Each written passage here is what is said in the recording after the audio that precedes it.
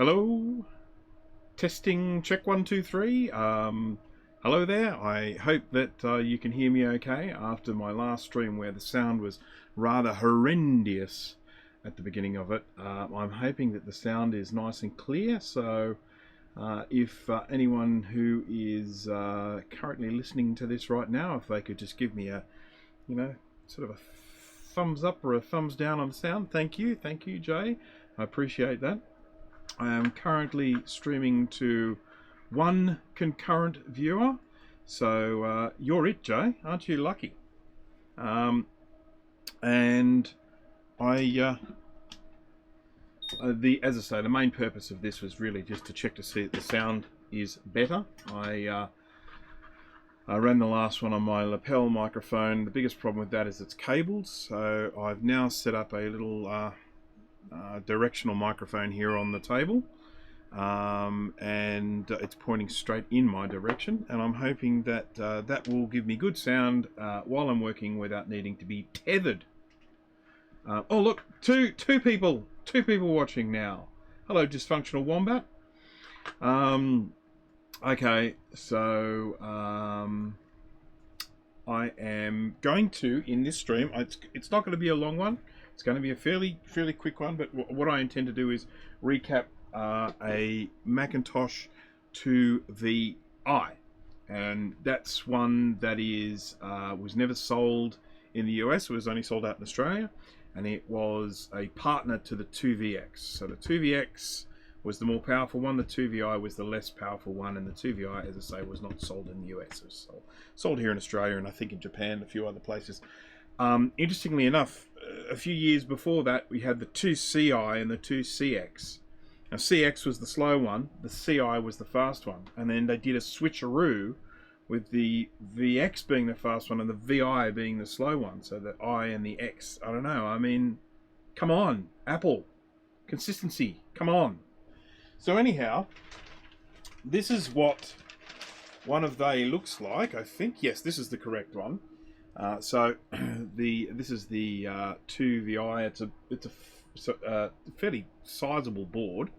I actually have a 2VX here as well, so that we can compare the difference between the two.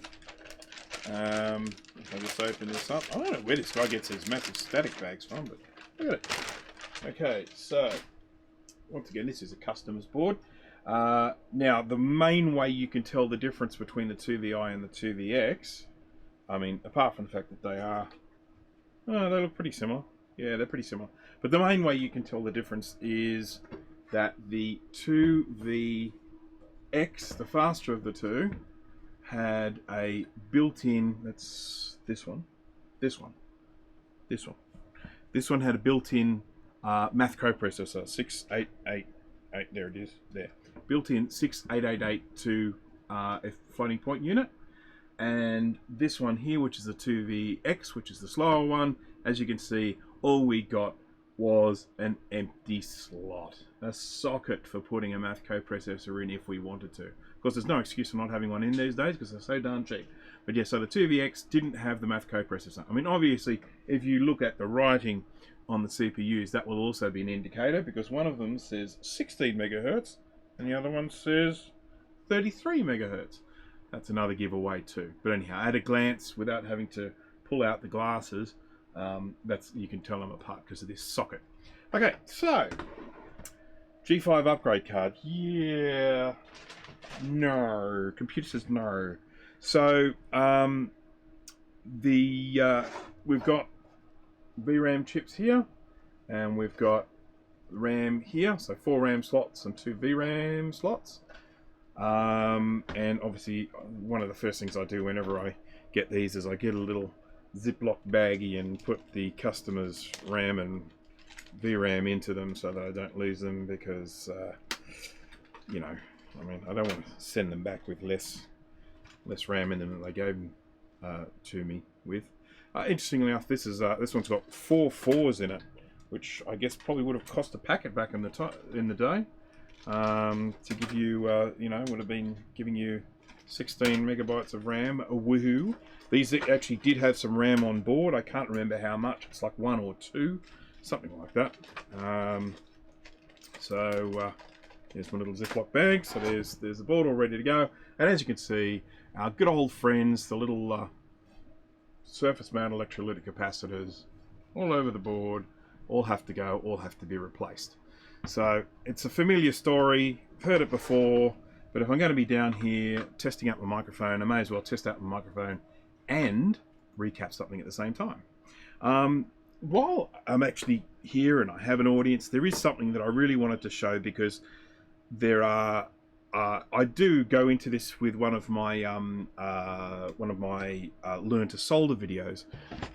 But one of the biggest issues I have is a lot of people, you know, in particular when I'm watching other people do recapping for the first time, and I'm desperately trying to help them out, you know, trying to offer suggestions and stuff like that. One of the things that I think is really important is to practice soldering. And I'm just going to very quickly, I promise this will be quick, demonstrate one of the ways that I think is a good way to practice soldering and getting a feel for the way solder behaves. You know, there's links in the description for all of the equipment that I use. And so if anyone has any questions about it, you can have a look in there. If there is still something not there, feel free to ask me that. But what I have here is a breadboard, and these are used for prototyping, and I recommend that if you want to practice soldering, go and grab one of these. You can buy them on Amazon and eBay and electronic stores and stuff like that. And then basically when we just jump across here to the microscope, now if you're a tryptophobe, just be aware there are lots of dots here, and tryptophobes don't like that. So basically a breadboard is just a whole bunch of little copper circles. Now this one's been sitting here, it's got a little bit dirty, I'm afraid, but so I might just clean it with a little bit of isopropyl to start off with, just so that the surfaces are clean, because when it comes to soldering, you want to make sure that the surfaces are clean, otherwise the solder won't stick. Then what I generally recommend is, if you are wanting to practice a bit of soldering, you just get your solder and your tip here, and you go around and you just try and make nice, neat little blobs. Not too neat, not too neat, not too good at all. But that, to me, is one way of just practicing soldering, just working your way through. Now, of course, anyone who has done soldering before, someone just sent me a message, and I'm going to just put do not disturb on. I will check who it was to make sure it wasn't someone important or someone commenting on the stream that I'm running right now, which of course does happen. Yes, I see it is. A little comment for someone we know to wake up and watch the stream. And this is one of the things that I was talking about in my live stream, in my Learn to Solder video, is that when you burn solder onto a soldering iron tip like this, within a very short span of time, it starts to oxidize. And what that then means is, I just fell off then, get some more. And I'm just going to give this a little bit of a nudge on the end of the soldering iron here. And you'll see that given time, it starts to get a bit of a film on it. And as you can see, as I move it around, it sort of becomes way less fluid. And that's what happens to solder. It's just how it is. And that's why solder has flux in the core. There's flux in the core so that it will flow easier. And so when I look down here, and if I was to try and move this around, there's still a little bit of flux on there, but if I were to try and, I'm just going to let this get a little bit old and crusty. If I were to move this around here, you see how streaky it gets. And this is one of the things that I see so regularly when I'm watching people have a crack at their very first recapping. I see solder doing this. Now, there is one magic way to stop your solder from doing this, is you get flux. So flux, which I'm always doing in my videos using flux, it is so important. A good quality flux.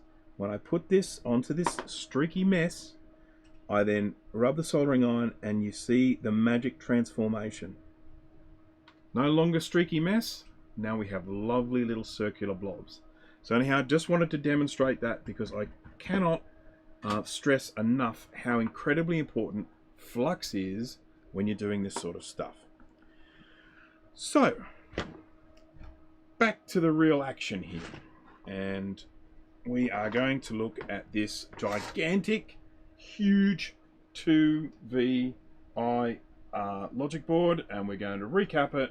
It has 647 microfarads, 16 volt, and then 2 of these axial. I'm just going to jump back onto the old big pick here. 2 of these axial capacitors up here. That one and that one. Now, generally, those ones don't need changing, but as I've said in my videos before, I do them because I'm being asked to replace all the caps, so I replace all the caps. Or all of the electrolytics, I should say. Do these boards fit in your cleaner? No. I think I'm able to get them half in. If I put them in, I think I can sort of rest them in with like about, I don't know, 1/3 of it poking out the top of the top of the cleaner, and then I just put it in the other way. It's a real pain. I mean, they suck, but what are you going to do? So, as I say, this should be a fairly quick one because we don't have many caps to remove. But what I can see at a very quick glance here is when we go back to here and we have a look higher, we have got one of the things we hate seeing, and one of the things that's really hard for me to look at because this bloody board is so big. Where it is? There it is. Green. Green is not our friend. Whoa, focusing the green. Green is an indication of corrosion, and often when you take green away, you are left with nothing. So this will need to be cleaned, but of course there is that danger that after cleaning, all of the metal will go here. So I'm just going to have a look. It does look like this is still intact. We still have copper there. And so with a bit of luck, this will only take some cleaning and we'll be fine. We don't need to worry about that. So, okay. Flux works by conducting heat better, right? It's not actually that. I don't understand the exact science of that. This is more, that then where it starts to become more of a chemistry lesson. What it does is it stops oxidization. So, you know, things oxidize all the time. You know, you see it happen. You you leave some sort of steel out in the air. After a while, it starts to rust. That's what happens. You know, metals oxidize, and you can actually see it with a lot of metals, even with something like this solder. It appears shiny, but if you have a look at it under a microscope, it's slightly dull. If I then slice it with a blade, it's shiny where I sliced it, and that's, you know, where that slice is where you know, it hasn't been exposed to oxygen. So, you know, even with a metal that might look shiny, it has dulled a little because of the reaction with the air, and that's basically what's happening to the solder when you you know, sort of once you work with the solder, it oxidizes it. You know, the oxygen actually impacts on the metal. Flux helps to stop that oxidization, and that's why it flows better, because it doesn't end up with that film on top that makes it then go all streaky. So that's the main purpose of flux, is to counter the oxidation or oxidization. There are several different types of flux. There are flux gels. There are more solid fluxes. There's Rosen flux. There's what they call active fluxes, and they're ones that are actually acidic. So you put them on the surface and they etch away at the surface of the metal, and they're often used in sort of welding and stuff like that, brazing and stuff like that. But you definitely don't want to use those sorts of fluxes on electronic components because they are corrosive. If you don't clean them off, they continue corroding. Whereas something like this, even though I will clean this off afterwards, this is called a no-clean flux, so you could theoretically leave this on the board and it's not going to, you know, impact on the board over the time. So, all right, let's just have a quick little check here. So we've got a bit of ugly sort of corrosion going on here, but my thought, I don't actually know whether this board works or not. The customer didn't tell me, but you know, what I have to ascertain is whether a clean is all that's needed to fix this up, or whether I would actually need to go in and start replacing some components. And that's something you kind of just discover with time. Once it's cleaned, I can then have a look and see whether it's whether all of these things are still joined. I mean, at this stage, it really doesn't, apart from this green up here, it doesn't look that bad. I mean, I think all of this copper is still joining, it's still conductive, so not really too concerned about that. But who on earth would be calling me now? But of course, the reason why is that one so corroded, and the reason is because of this guy here. And if we just focus up on the top here, you can see all of this kind of this sort of little mottling there. That's where that aluminium is actually starting to corrode from the leaky cap. Oh, look at these traces. Are we seeing these traces with the little black dots between them? That's the thing we do not like to see, because that is often an indication of trace breaks. The only way we can really find out if they're broken is, well, one, with a multimeter, but two, to give them a little scrape and see that there is still copper under in those black areas. Those black areas are usually indication of some corrosion. And yeah, we still got copper. Have we got copper? Come on. Yay, we got copper. So that's a good sign that there is still copper under there, because that suggests to me that this is still going to work. I don't need to go and do a whole bunch of trace repairs on this, because I really don't want to do a bunch of trace repairs on this. But yeah, once again, here we see, you see the effect of these capacitors that haven't been replaced. You see the impact that they have on the board, with all of this sort of gunk going on here, all this corrosion, and that will all need to be cleaned up. Well, there's hardly any solder on that one at all. This will all need to be cleaned up before I send it back to the customer. So, all right, so zoom out. Here we go. Capacitors need to come off. Done all this before. We're all used to it.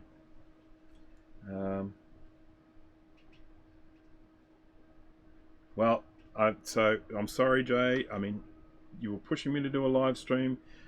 You told me you were able to multitask, so I know how it is. I find it very hard to work and watch live streams as well. So, got my trusty hot air station here. I'm using my Quick 861DW, blowing a little bit of hot air out here, and I'm just going to blow that hot air onto these capacitors to make them come off. Now, these ones here with this heavy corrosion, I would only want to use hot air with these. I wouldn't want to try and remove them really with any other method. I'd just be too worried about those pads getting damaged because of the leakage underneath. So, starting to melt, and off she comes. Come on. Don't make it. There we go. There's one, and there's two. The second one came off nice and easy, didn't it? Glad it's midnight here. I can't multitask for love nor money. Yeah, I know. Well, there is. It has often been said that multitasking in humans is a bit of a myth anyway. All it really means is that people do two things badly rather than doing one thing well. It has become such a catchphrase these days, hasn't it? Right, so another little capacitor here, surrounded by plastic, so therefore I have to surround it with my little heat shields. And we're going to position this one. Just thinking out loud. Right. I'm really worried about melting this plastic here, so I might just try and change the layout here a bit. That one there, and that one there. Alright, it's very hard for me to be able to accurately demonstrate all this stuff that I'm doing here, because I don't have a kind of like a camera in the middle. Sort of need a camera pointing at the board as well as a camera, as well as the microscope camera, but not to worry. It looks like it's got corrosion inside, in one of the layers inside the board. Let's hope it's not bad. She's about to blow. Alright, there's another one off. Over to the edge here. I'm so glad there are only 6 on this. This is a nice, easy recap. Ah, stupid big board. Too big. Right. Okay. There we go. I have space in front of me underneath the microscope, but at a certain point I run out of that space, and then the board hits the base of the microscope, and that is a great big heavy lump of metal, and it ain't going anywhere. Okay, let's just do another little thingy. You know what? I'm going to struggle to actually get this on the camera, so let me just do it this way. Yeah, that'll be better. See all these tantalum capacitors around here? Only they'd use those for the rest of them, eh? Hey, we wouldn't be having this. We wouldn't be doing this stuff right now. Right. Up she comes. Just for anyone on the other side of the planet, I just wanted to let you know that it is about 35 or something degrees here at the moment in Celsius, which works out at, I don't know, 90 something, I don't know. And I don't have any air conditioning in this particular workshop, which means I am boiling. So if you start to see sweat pouring off me, that's why. I'm not nervous. Okay. Let's get another little heat shield in here. These are the last two of the electrolytics. Then we've just, the surface mount electrolytics. And then we just have the those two axial capacitors. And for those who may not have seen my streams before and be saying, hey, what's an axial capacitor? An axial capacitor is an electrolytic capacitor that has leads coming out of each end of that barrel shape of the capacitor, rather than having two that come out one side. The two that come out one side are referred to as through-hole, and the others are axial. And axials very rarely get used these days.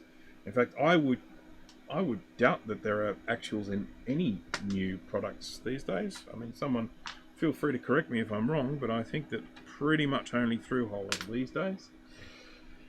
Okay, so that's all of the electrolytic capacitors off. That's got to be one of the quickest I've ever done. So then I've just got these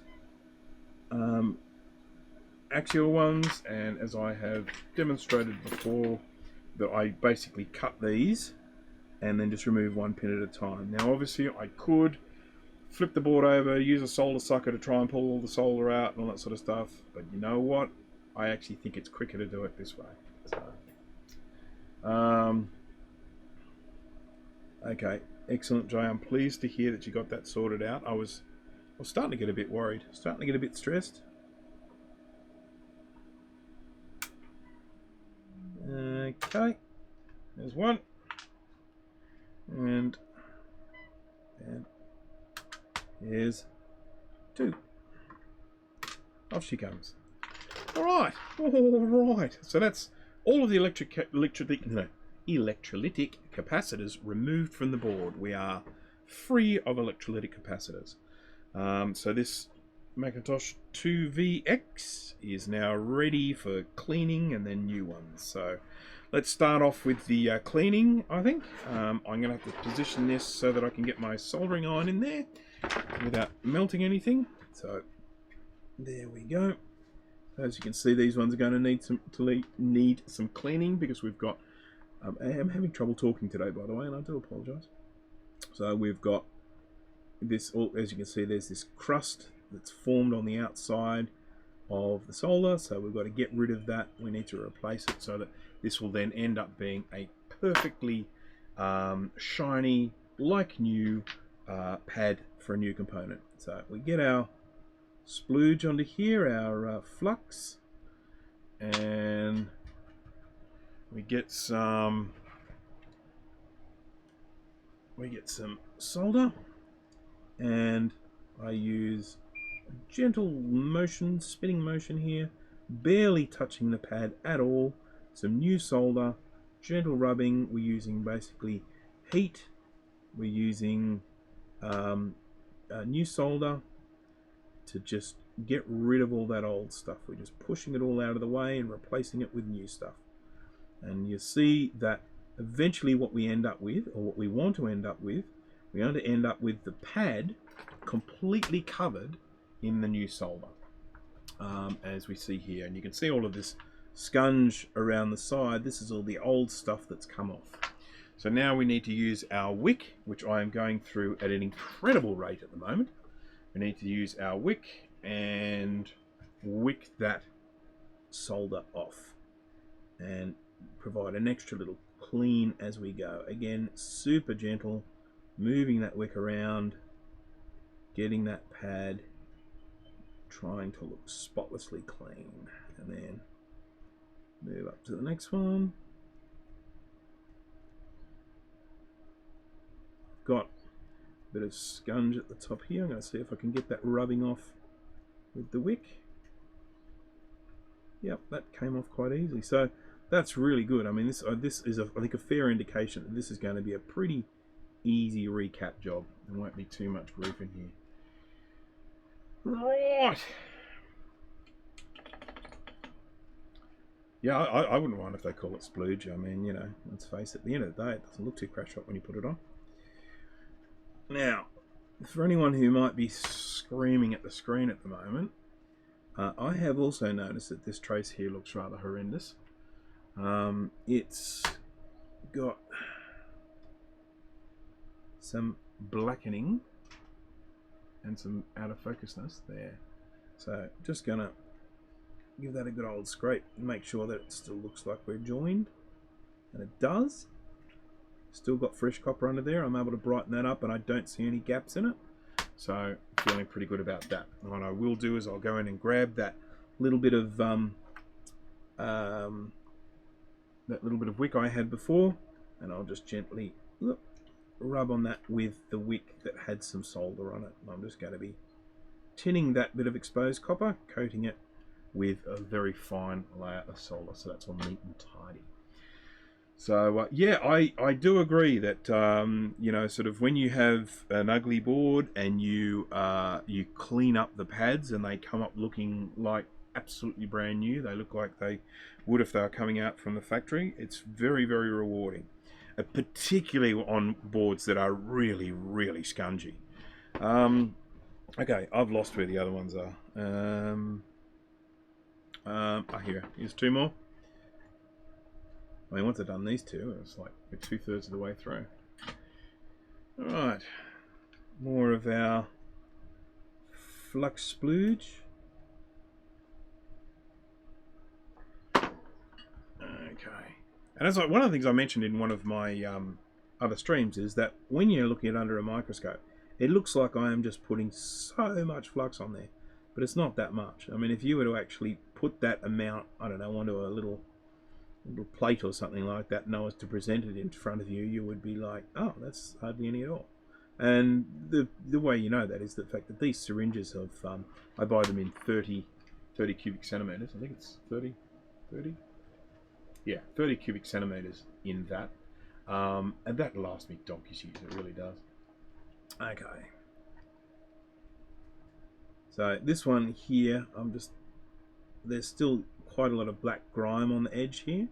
Now if I can't get that off with my normal spinning around method, I'll have to scrape that with a scalpel, but I'm just going to wait and see. It might work.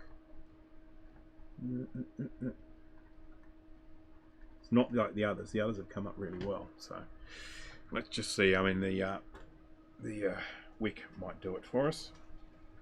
I've got my last little piece of wick on this one here, so I'm going to probably end up burning my fingers because it's so short. Because needless to say, this really carries the heat well because it's copper.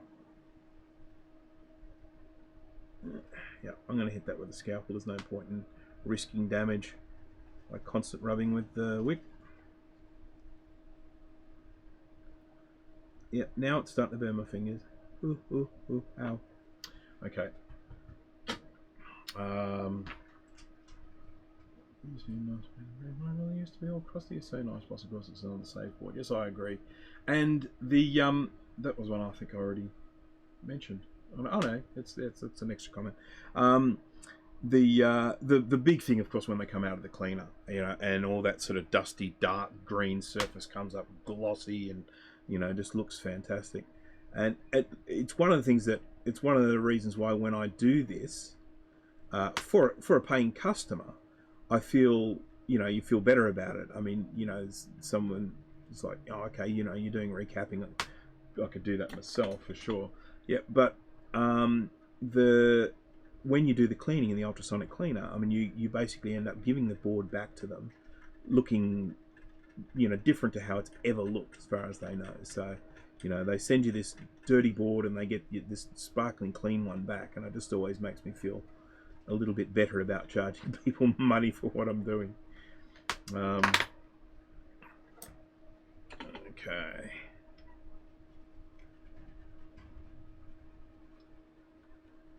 How are we doing here with the viewers? I'm probably a little bit late for my US viewers, and I'm probably a little bit early for my Australian viewers. They're probably all still at work or on their way home. So, okay. I didn't do much in the way of promoting this stream either, but that was mainly because I thought, you know, that's going to be over and done with quickly anyway.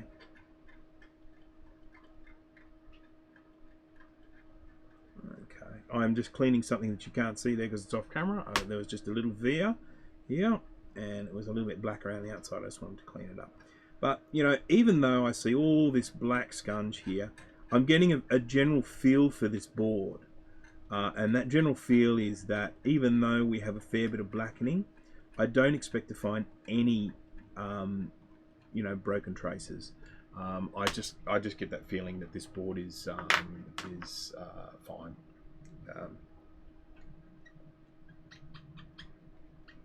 Okay, so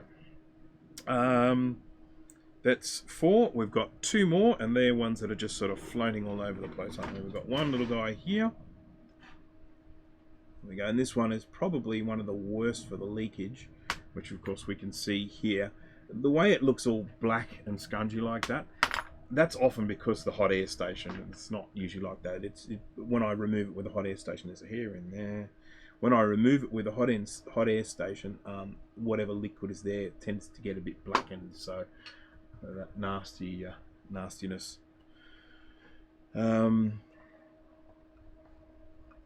Yeah, that nastiness is largely brought about because I've just hit it with a bit of hot air. Dysfunctional wombat. I'm in the US, and well, it's quite late, but I had a long day of filling out paperwork at my uni, so it's nice to sit down and watch a stream anyways. So you can tell me something, Dysfunctional Wombat. What's the background to the name Dysfunctional Wombat? Because that is one of our lovely little creatures here.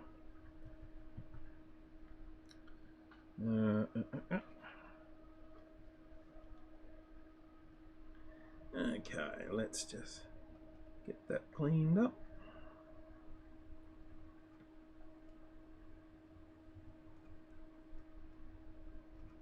Cleaning. There we go. Oh, this board's just too easy. Where's the fun?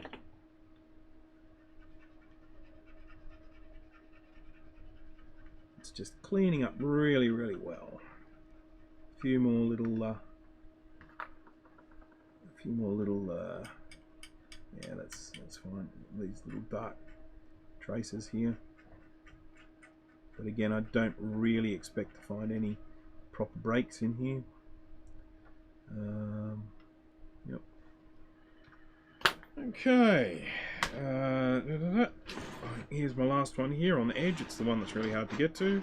So let's spin the board around. Let's not spin the board around that way. Let's try and spin the board around. Oh, I don't know.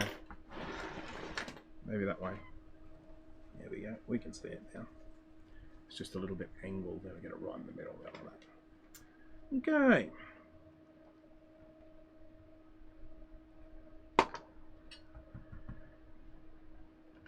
Oops. Whoops.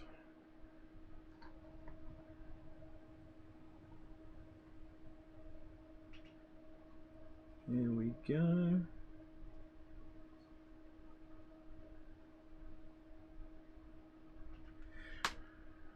Okay, two parts. One, I'm quite clumsy and it's not unheard of for me to accidentally break things, and I do love wombats. Never seen one in person though. That's on my bucket list. Well, here's a little wombat story for you. As you may be well aware, we've had some nasty bushfires here, and we've got another extremely hot day ahead of us tomorrow. So we could be seeing some of those bushfires coming back after the rains that we just had. But wombats build very big burrows, huge burrows, and apparently there were several instances during the bushfires where other animals that are not wombats, were actually using wombats' burrows for shelter from the fires, and the wombats just let them stay there, didn't chase them away or anything like that. So the little wombat was a little hero, helped to save lots of little critters by letting them hang out in their burrows. And apparently someone said that there was even instance where they had sort of herded some animals into their burrows to escape from the fire. I don't know about that one. That sounds a bit far-fetched, but you know, make for a good Disney movie, eh? Who's going to voice the wombat, do you reckon? Okay, so just skimming over here. Just always like to have a bit of a look just around some of the other areas, just to see what the general state of the board is. And once again, I really don't think we're going to encounter any problems here. I think this is all going to work without any trouble. We just need to replace the caps. Okay, so there's our 6 capacitor pads cleaned. I did hear about the sheepdog that saved a ton of sheep from wall fire. Yep, that definitely happens. The sheepdogs are very, very smart. I mean, you know, in relation, it's all relative, I suppose. Oh, hang on, I just realised I've got something here that I need to put into one of my customers' little Ziploc bags so I don't lose it.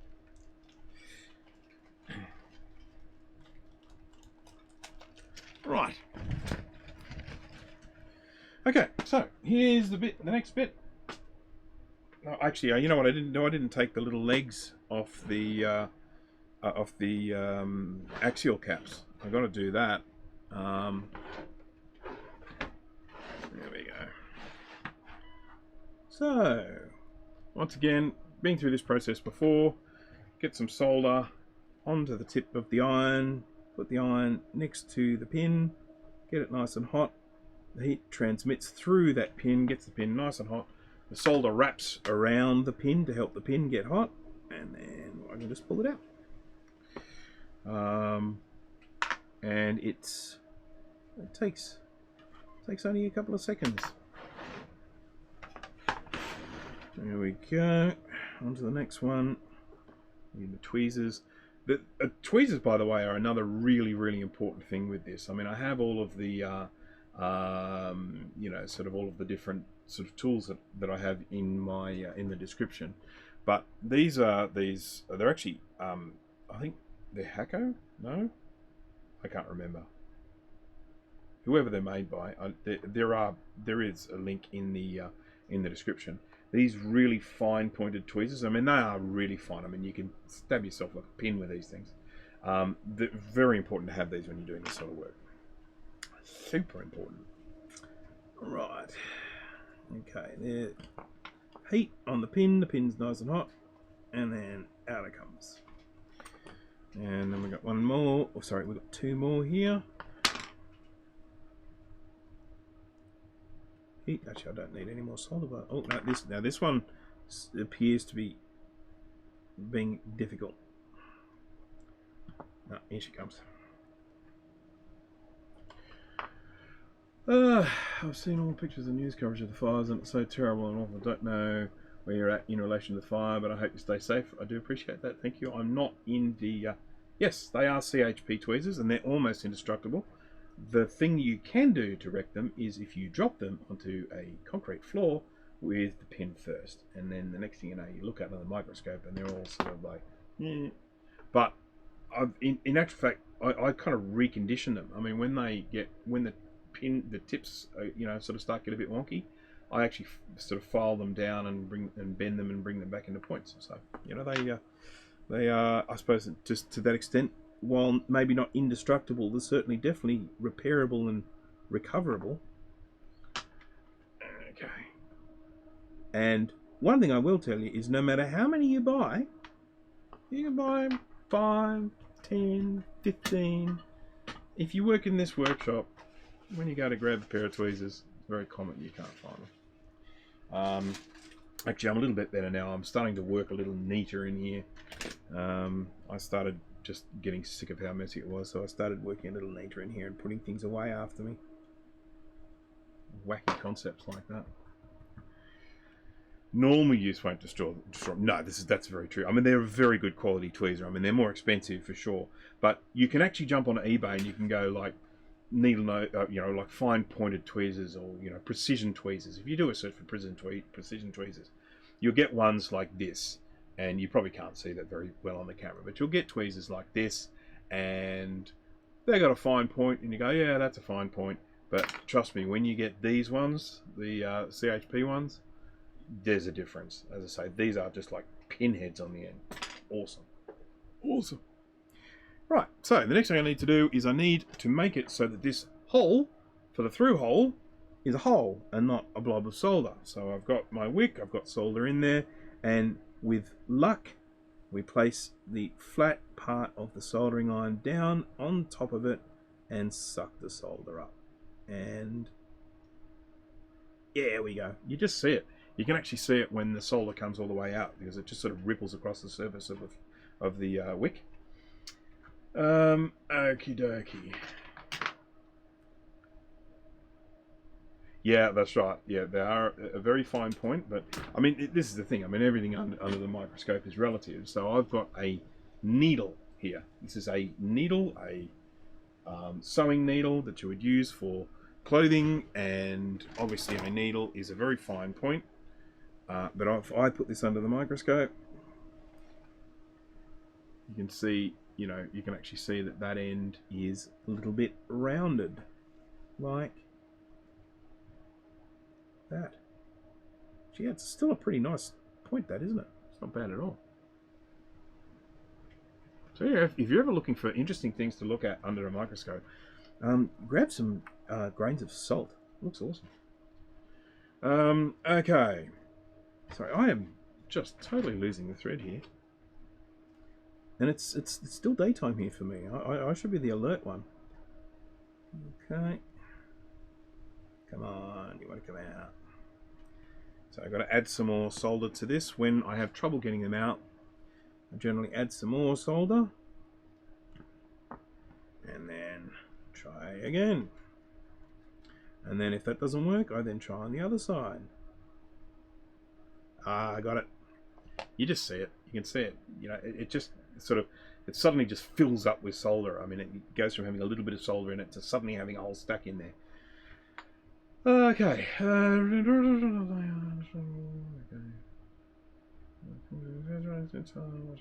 minutes monitor. Yes.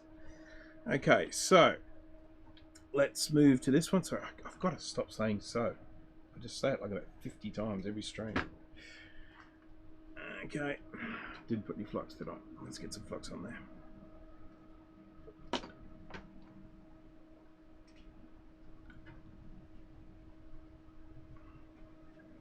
And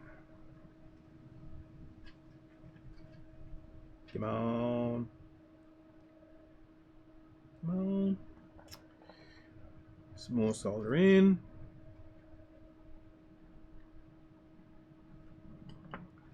And then the wick again. Yeah, there we go. Oh, almost. It's a tiny little bit left on the other side, but that should be fairly easy to remove from the other side. Usually when I'm doing these, I find most of them are okay, and I usually just get like one really stubborn one. See, that one was super easy, wasn't it? Yeah, always that one hole that won't clear. That's the one. Right. So I'm going to just do this last hole from the other side. Just finding it. That's this one. Here's just one. This will be out of focus because the board's raised. Up we go. And as you can see, pretty much all that solder is hanging out the end of the hole there. So I'm just gonna lap that up. There we go. So 4 nice, pretty holes ready for capacitors to go in. So now we start the replacement of the capacitors, and this might end up being like a live capacitor recap world record, because you know, I haven't seen one under 2 hours yet, including my own. So these are all 47s. This is the most common size of capacitors on these old Mac boards. There are other ones, but most of them are usually 47s. So there's that little piece of, a little gem of information for you. Yeah. I'm been trying to think about how I can make recapping a little bit more exciting. I don't know. I mean, you know, the obvious thing is to just not live stream it. But assuming that I am live streaming it, I'd like to try and find a way of keeping it interesting. Keep the crowds coming. Perhaps if I just tell people iJustine or something. Okay, so there we go. Let's bring that up a little bit. There we go. Hold that in place. Get it nice and flat on the board, and get a nice clean joint. Always want a nice, clean, shiny joint. And hold that. When I'm always doing these ones, when there's 2 in close proximity, I always, by eye, line them up, because if you don't line the 2 up, it will really stand out when you look at the board from a distance. Okay, there we go. So that's that side, and then I've got to spin the board around and solder the other side. Because I am right-handed, I don't want to hold my soldering iron in my left hand, and so I have to flip it around so that I can come in with the right hand on the right-hand side there. That's a big mess, that is. A bit more solder. A bit more solder on the end of the tip. There we go. Now, if you're soldering a couple of wires together or something like that, I would not recommend getting the solder onto the tip of the iron and then transferring it onto what you're soldering. It's just not a good way to do it. You know, the best way, if you're joining 2 things together, or even if you are soldering like a through-hole component, you know, sort of you get the components hot and then you melt the solder onto the components. When I do it this way, where I'm melting onto the iron and then transferring the solder from the iron onto the component, the only way that can end up working is if you've got loads of flux on the board. If you didn't have the flux, it would not work. The solder would end up on the end of your iron, going all streaky and yucky, and you would never get it onto the component, and then you would end up just putting more and more solder on, and then you would end up with a great big ugly joint that you don't even know is actually making proper contact. And I've seen it. I've seen it before. On boards people send me. Exciting enough for those that are into this stuff there. I know. It is funny though, isn't it? I mean, this is something I found when I used to watch Rossmann videos. Excuse me. It basically did sort of repair after repair after repair of these logic boards, and you sort of think, how is that interesting? But I watched them for bloody hours. Interesting enough, I guess. Maybe this is not quite as exciting as a Rossmann video, but you know.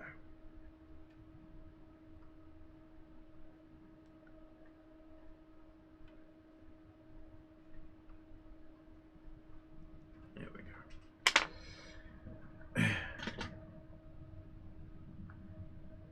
Oh, hi Dan.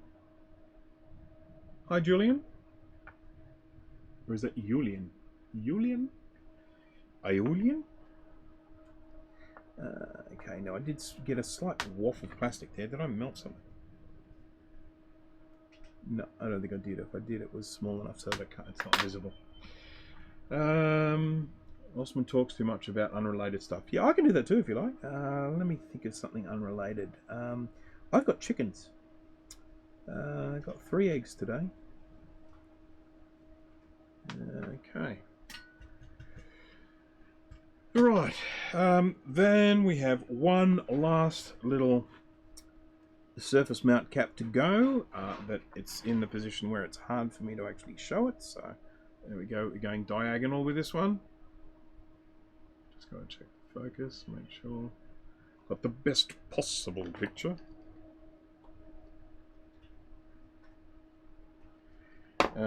For the best possible price. What are we working on today? We are working on a Macintosh IIVX, to be correctables. The 2VI and the 2VX came out at the same time. The 2VI was... No. Yeah, 2VI. Sorry, God, even I've forgotten. No, you're right. You are right. It is a 2VI. I'm confusing myself. This is a Macintosh 2VI. 2VI and 2VX came out at the same time. 2VX was the faster one. 2VI was the slower one. 2VI was not sold in the US. 2VI was sold here in Australia. It was only sold for 4 months. It's one of Apple's biggest lemons. I guess it makes it kind of collectible, though they're not really worth that much money. But they are, of course, one of the many computers prone to the capacitor leakage, and so they have to be sorted out. And I have one, and this client has one, and I actually recapped another one just a couple of weeks ago. So they're out there, but yeah, they were massively underpowered. 68030, 16 megahertz CPU. They had 3 new bus slots, 1 PDS slot, 2 VRAM slots, and 4 RAM slots. They take 30-pin RAM sims. So, yeah, I mean, they were one of the first Macs to use sort of, it was kind of like after the pizza box. It was like a metal case, which is kind of nice because obviously all the plastic ones are falling apart. And they were the very first Mac, I could be wrong, someone correct me if I'm wrong, but I believe they were the very first Mac with an... Oh, no, they wouldn't have been. I was going to say with a CD-ROM as an option, but I don't think that's the case. Surely, unless they were before the 840AV, that's possible. Anyhow, someone with Google there might be able to check and see. I think they might have been the first Mac with CD-ROM as an option. I'm having trouble getting to this last little solder joint here. Yeah, the last one. They were one of the first ones with an option for a CD-ROM drive, I believe. God, I thought I had this around the wrong way there. I was looking at all these plus signs, but yeah, that's the plus sign I'm interested in for this one. Right, so that is 6. 4 months. I thought the Centra 610 was bad. Yeah, you know what's funny? Well, the Centra 610, yes, but the Centra it kept going just as the Quadra 610. So, I mean, yes, you're right. The Centra 610 had a very short lifespan, but essentially it was just because Apple were dropping the name Centris and replacing it with the name Quadra. So the 610 kept going for a while afterwards, but as a Quadra 610. But this one here, when it stopped after 4 months, that was it. There's no rebadging or renaming or anything. It was gone. I think it was one they'd probably rather forget. So, scouring Mac Tracker right now. Yeah. So, right now, so 6 surface mount electrolytic capacitors have been replaced. I will just do a quick shot like that so we can see the board. Here we go. I better look at that way. We can see the board there now with all these lovely new surface mount electrolytic capacitors. Oh, who wants to call me? I don't want to talk to anyone. And then I've got to put my actual capacitors on. We are looking at 220 microfarad 16 volt. And this is something I mentioned in my stream the other day. Often with these ones, because the newer capacitors newer electrolytic capacitors are often smaller than the original ones, even though they're the same rating. I often end up putting higher voltage rating ones on there. So when you're getting a capacitor, you've ultimately got the capacitance and you've got the voltage. Now, capacitance has got to stay the same, but the voltage you can go up. Not too far, but you can go up. Now, I have got 220 microfarad. Oh, I'm nearly out of these. I better buy some more. 220 microfarad 25 volt. I'm putting them in place of the 220 microfarad 16 volt. So the Quadra 900 950 were the first to support internal CD-ROMs, but it seems the IIvi and IIvX were the first to really be marketed as such. Okay, maybe it was entry level, because they were certainly selling these ones more at the consumer level rather than the pro level. These are like the iMac versus the Mac Pro Tower, which I believe is now available as a rack mount. My old Mac Pro. Okay. Right, so I'm straightening these legs. They always get bent when I'm in storage, so I always like to keep the legs straight. It just looks nicer. So I'm going to poke these through the holes. There's one goes here and one goes here. Now what you may see, if I can get focus, you might see that where these capacitors went, here and here, there's actually two long pads in either of them. So they actually built these so that they could, if they wanted to, put a surface mount electrolytic on there instead of an axial. So, hello JJ Brubaker. So I would use an SE30 over any Centris. There is one thing though, and that is you can put a different color screen onto a Centris fairly easily. Had internal video. So if you're wanting color, I mean, I know you can get color cards in the SE30, but if we're talking about straight out of the box, you get color with the Centris. So, right now, just going to bend these pins, and as I mentioned in my stream the other day, I always like to bend these in a way that means that when I mount them on the board, I mount them with all the information about the capacitor. Probably can't see that, out of focus. All the information about the capacitor are visible so that it's not hidden under the board.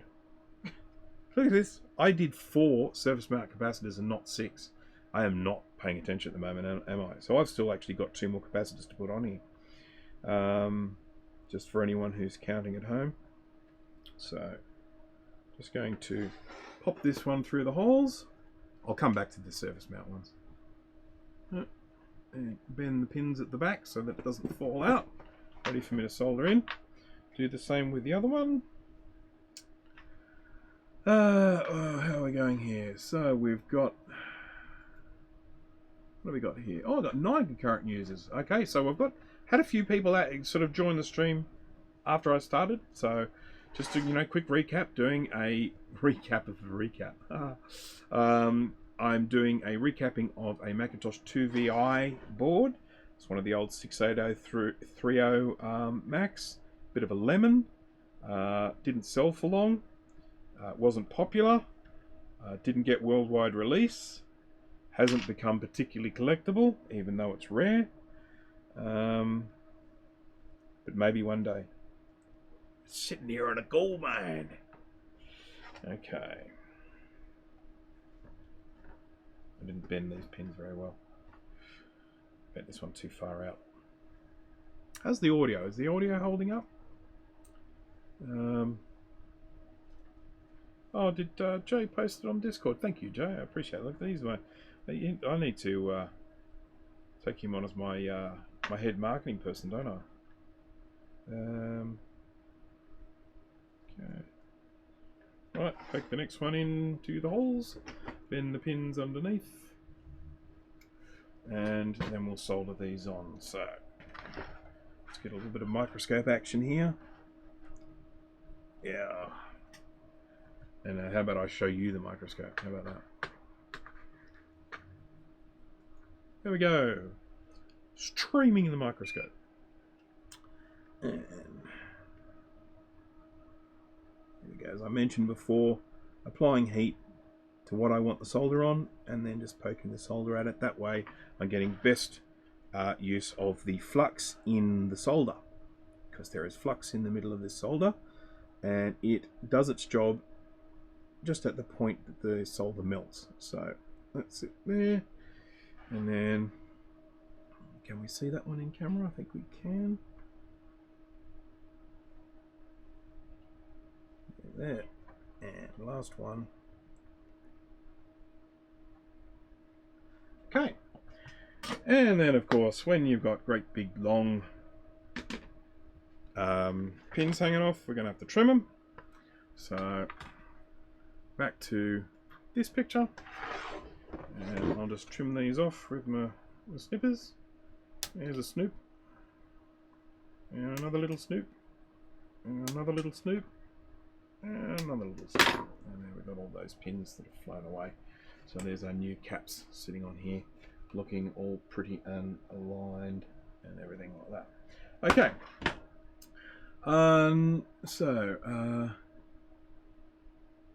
Yeah, didn't get a YT notification. Yeah, I don't. Yeah, you really can't rely on them, can you? I mean, for the most part, I would normally, with a stream like this, I would probably set it up and give a bit of warning, say I'm going to be streaming in like an hour's time or something like that. But today was just a little bit of an impromptu one. It's getting kind of late, and when I say kind of late, it's 5:30 p.m. here, but you know, heading towards getting ready dinner and that sort of stuff. So and opening, you know, sort of bottles of Go Faster juice and all that sort of stuff. So let's have a look here. Right, now during the cleaning process,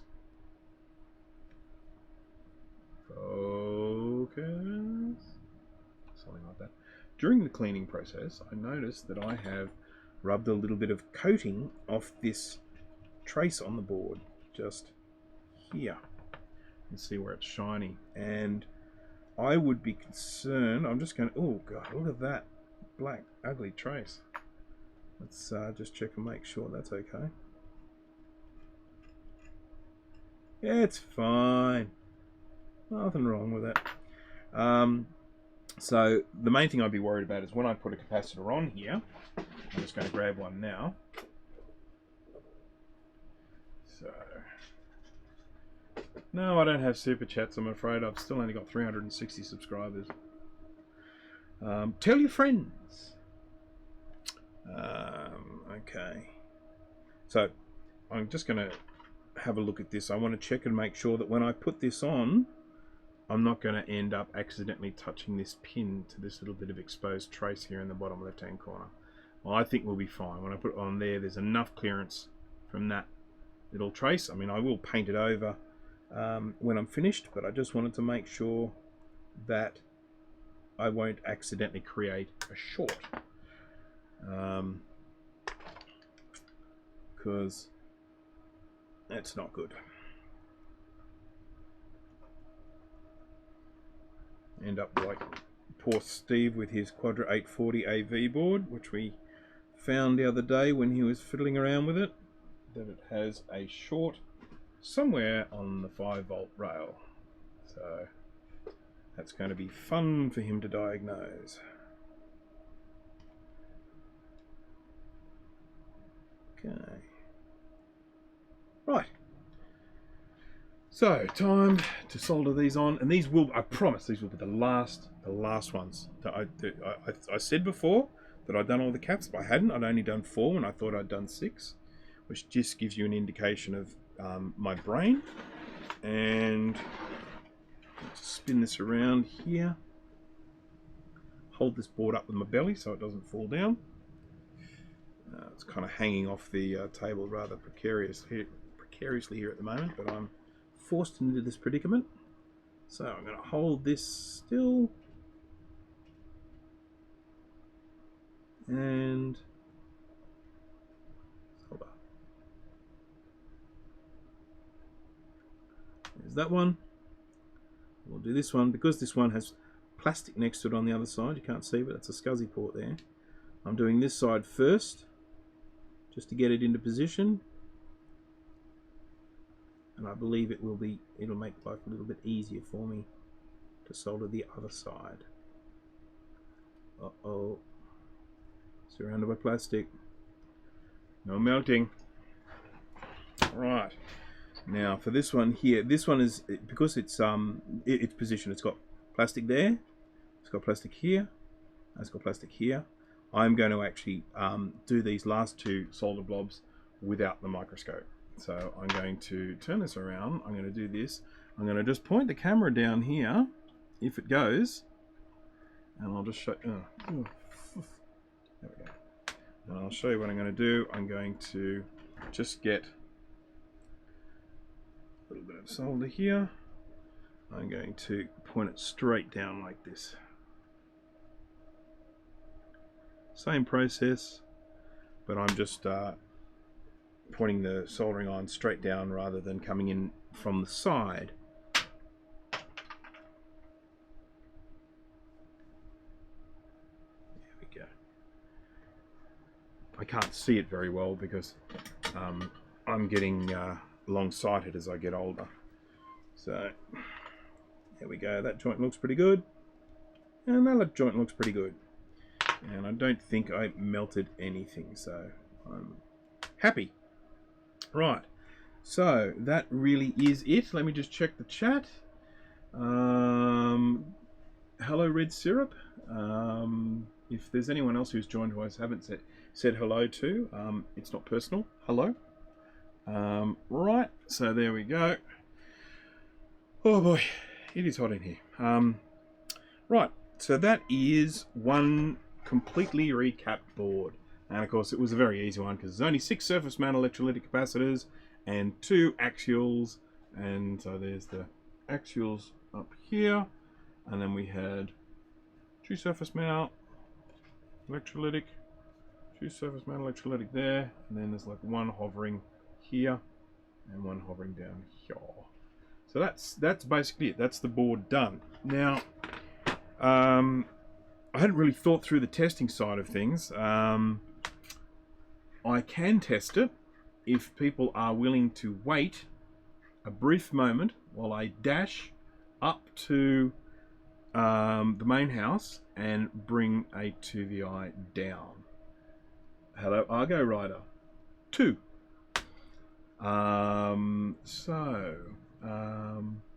Okay, so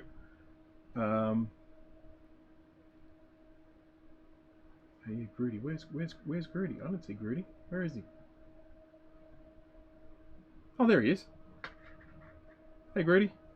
What'd you miss? You missed me recapping this board. It's done. It's done and dusted. It's all recapped. So that was 6 surface mount electrolytic capacitors, 2 axial electrolytic capacitors have been replaced. It's one of the easier recapping boards because there are so few capacitors on it. Okay, had a little bit of grime, but it wasn't too bad. So, all right. So I will dash up to the house and bring the 2VX case down. And 2VI, sorry, God, I keep getting those mixed up. Nothing wrong with my brain. So, yeah, we can look at, how about we look at, I'll set it up on the microscope here, and we can have a look at Motorola logo. How about that? That's like a sideways Motorola logo. All right, so just give me a couple of seconds. It really won't take me long, no more than about a minute to just dash up, grab the case, and I'll be right back.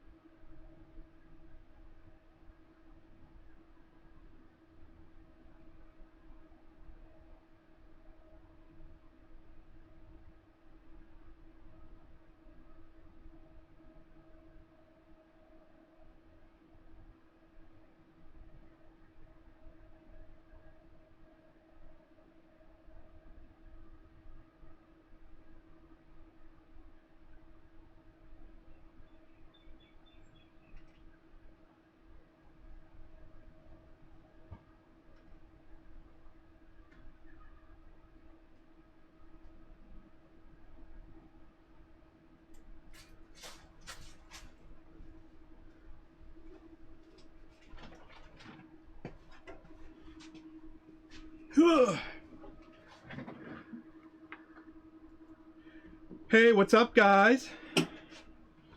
So, this is what the IIvi looks like. Basically looks the same as a IIVX, except the little badge here would say IIVX instead. I wasn't talking to you, Siri.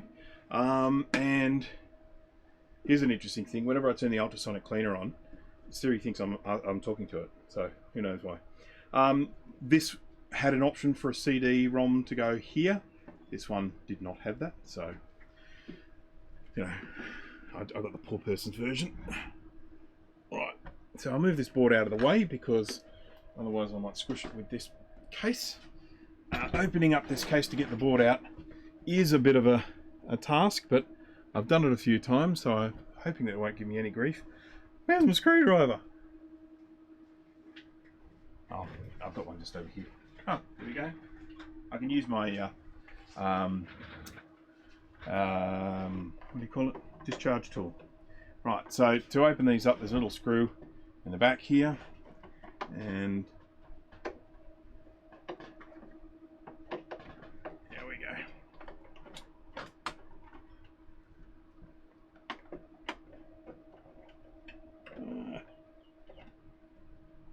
Come on. Okay, I think it's open. Once that's open, then this just slides forward, and as I mentioned before, one of the great things about these, this is one of the things that I really do love about them, is that I think the screw's still done up. We've got part of the way there. One of the things I really love about them is these are metal. All of this stuff, oh, actually no, that's plastic, but you know, the case on the outside here is metal, and of course all of us who have been collecting these things know of the problems associated with all those brittle plastics on those. So having these made of nickel is actually a really handy thing. Sorry about all the noise. That's going to sound great in my little directional microphone. So inside this is my one here, and you'll notice that it has a little SCSI to SD version 5 there, and we've got floppy drive, and there's the power supply. There's this kind of cage type thing here, which lifts up like that, but you can't lift that up without taking the power supply out. And the power supply has a wee screw to be undone, which is just under here. And once you undo that, it looks like my 7100. Yeah, now I can't remember exactly which models were based on this chassis design, but when they brought out the VX and the VI, they carried this chassis design on for quite a few other Macs. Sort of Steve Mac 84 would. Steve 84 would probably be able to tell you, more about which ones use that. But he's not here. He's sleeping. How dare he? Just because he was up streaming until like, I don't know, 1 in the morning or something last night. So the power supply comes out. This is the original power supply. Hasn't been recapped. Haven't had any problems with it. I'll recap it if it does have problems, but it hasn't so far. I'm surrounded by so many logic boards at the moment. And then inside here we've got all the cabling, which we can just whip out. Whip out, whip. Power supplies, SCSI, all that sort of stuff. Then we have to undo 2 screws, one here, and one here. Nice and easy.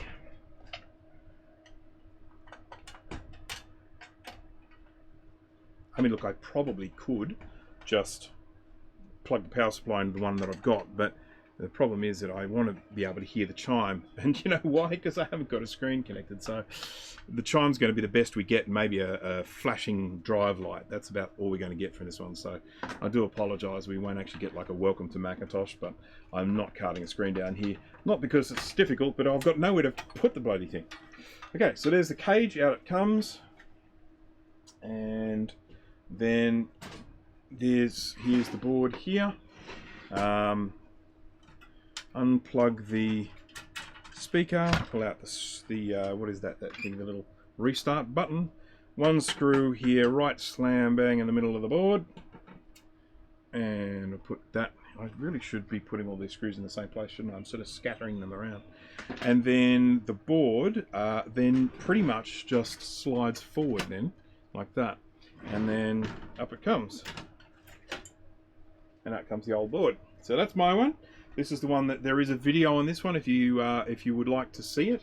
I got this one and it was very, very badly corroded from a leaky battery. So the battery holder was completely destroyed, so that's a replaced battery holder. The corrosion was all over the traces around here under the RAM slots, and there was even a broken trace under one of these RAM slots. I had to actually remove one of these RAM slot holders, or RAM holders, and fix a trace and then put it back on again, and that was a nightmare of a job. But that's what I did to bring this one back to life, and it works beautifully, so it was worth it. Okay, so we've got our board here that we're going to test. I'll plonk this inside here, just checking the chats here. Is that a Kiwi bird shirt? Yes, it is. This was, as you can see, New Zealand. It was brought back when my mother visited New Zealand a little while ago. I have quite a bit of family over there. Given the fact that my wife was born in New Zealand, yeah, there's a lot of New Zealand family there, and my cousin lives there. So okay, so we've got yep, we're making comments about plastics, we're fabricating, yep, okay. Someday we'll be fabricating beige plastics on 3D printers. Well, it's already happening, actually. I mean, there are people going around printing things like these restart buttons on 3D printers, because these things are just breaking all the time. And to be experienced, use a different floppy drive bezel design. Let me just check. This one is, yes, different bezel design. They're still using, this particular model still uses the auto inject mechanism. So the ones that, you know, have the problem with that little ejector cog. So yep, so we got, yeah, auto versus manual inject. So and then okay, all right. So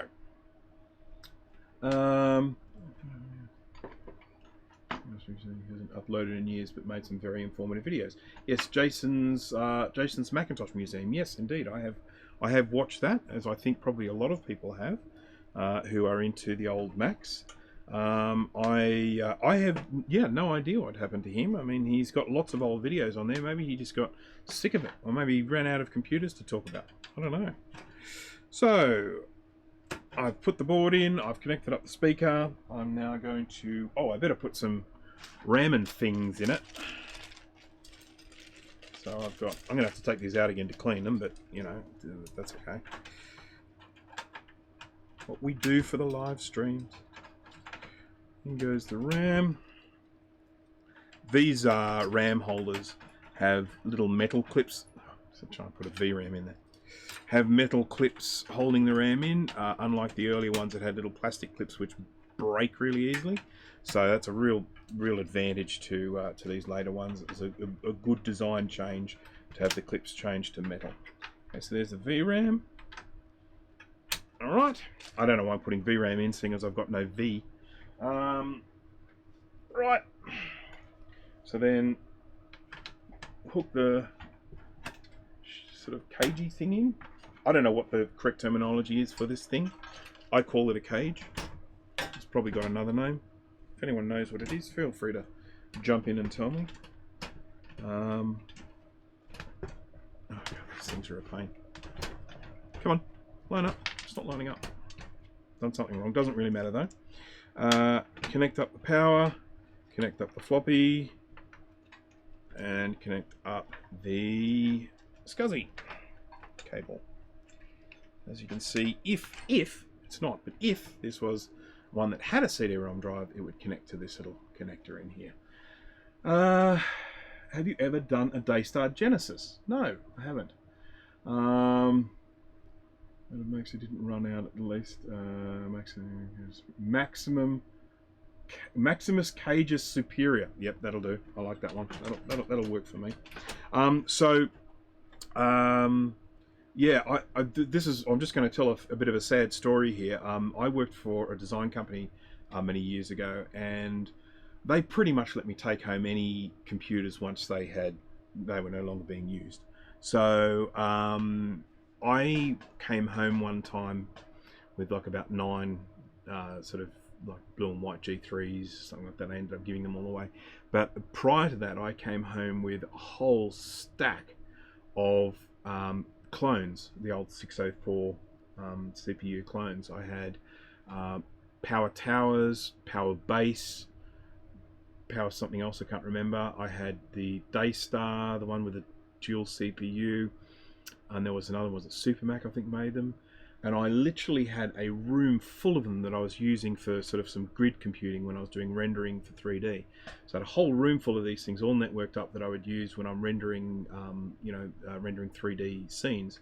And these old, sort of 604 Macs would do it. And that was all great. But then a few years later, and I don't remember exactly when, I suddenly thought to myself, what am I ever going to do with these old computers? I've got faster ones, I can't really see any reason why I should keep any of these.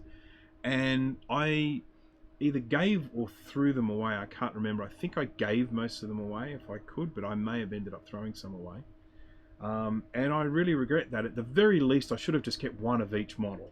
UMax, that was, the UMax and the Daystar. Yeah, UMax was the other one. I had a few UMax ones. So, yeah, I just wish I had kept like at least one of each model. But, I mean, my wife doesn't mind. She's I think fine with the whole fact that I didn't keep them. I might even have one still. I'll have to go and check. Got lots of keyboards. I've got lots and lots of power computing keyboards because I thought to myself, well, they'll still work on Mac, so I'll just hang on to them. So I've got lots of keyboards. Right, power supply goes in. Geez, it took me a while to put this together, didn't it? Sorry about that. I did sort of digress somewhat. Okay, power supply goes in, and that's in. So it's all connected up, and so all I really need to do now is connect some power to it and wait for a chime. And I'll point the speaker to the microphone here so that we can get more noise. Now this one doesn't have the power button on it, so it's going to be interesting for me to try and. I don't have a keyboard down here. Come on. Where is the button? Yeah, I can't see it. I especially can't see it when I'm holding it like this. Hit and hope here. Come on. It's right there. Why am I missing it?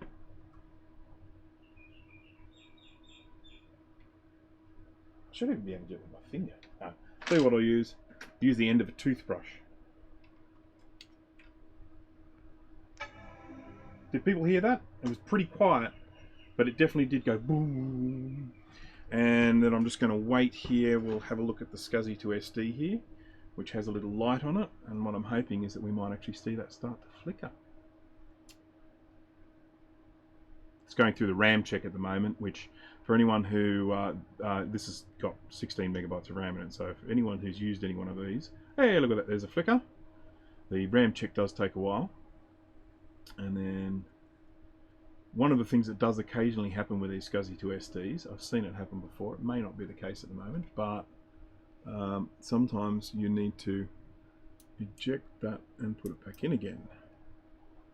There we go, we're flickering away, and that is currently booting up off the system. So we're not seeing anything, we're not seeing a welcome to Macintosh, we're not seeing all that sort of stuff, and I do apologise, but what we are showing is that it is actually booting from the system. So we do know that this is working, it's passed the RAM check, all that sort of stuff. So it's the best I can offer, I'm afraid, until I find some way of getting a screen connected up or some sort of capture device to then have it so that I can live stream the screen or something. I don't know, I'll think of something. So there we go, that was a recap, and as I say, that was one of the easier ones. I've only been going for an hour and 25, come on, an hour and 25 minutes. I have never done a recapping under 2 hours as a stream before. It's only my third stream, so I'm going to say. So there we go, it is a successful recap. If anyone has any questions I would like to ask anyone that joined in later on that might have any questions, please feel free to jump in now. Otherwise, I will just sort of wrap it up. As I say, it was never really meant to be a long one or an interesting one for that matter. It was just sort of testing my microphone here. So the main thing is just checking to make sure that everyone is happy with the sound, that it's all nice and clear and not distorted and not too loud and not too quiet. So as long as everyone is happy that the sound is good, then I am happy, and it's a successful stream with a successful recap. So thank you to everyone. Thank you for watching. Sorry for the ones who joined in at the end that didn't get to experience all of the full recapping experience there. I do apologise. What's my favourite Mac? It's an interesting thing, because having a favorite Mac is so much associated with nostalgia. And for me, I have two favorites really, and the first is probably the Mac Plus, and that's mainly because of the experience of the Mac Plus, using a Macintosh for the first time, seeing the graphical user, the user interface, and essentially computing in a completely different way to how I ever had before, and playing some of the earliest games on that. That was probably it. And then the second favorite is the Macintosh IIvi, and that's because that was one of the first Macs I ever worked with, and it was blazingly powerful at the time. It was like nothing I'd ever seen before, and I absolutely love that computer. So again, it's all nostalgia based, and they're the two that are my favorites. So all right, well, thank you to everyone. Thank you for hanging on. Good night to the people in the US, and I'll see you at the next one. So thank you and goodbye. There's always this pause here, isn't there? Are you sure you want to end your stream? Yes.